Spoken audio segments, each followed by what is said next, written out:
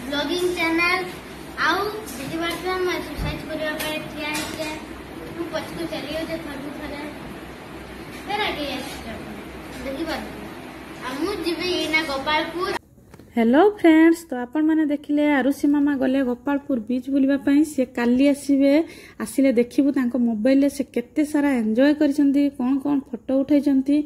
तो सांग माने मु एबे आपण मन को बड्ड खुशी खबर पूरा देबी।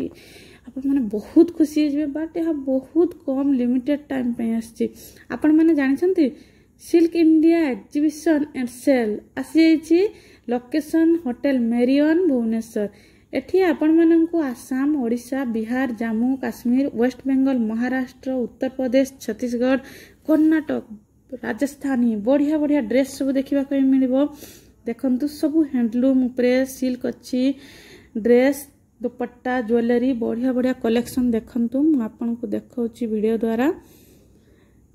तो आपण माने जल्दी जल्दी आसी जांतु, आसी शॉपिंग करंतु। आपण माननको केमती लागुची शॉपिंग मते कमेंट द्वारा जणाइबे। तो मोर शॉपिंग सरिला, मु एबे जाउची घर को। देखंतु मु घर को बाहरुची, बाहरला बाहर देखुची कोन हम जो ओडिया हीरोइन महेश्वता से ब्लैक कलर जो ड्रेस पिनचंदे सी।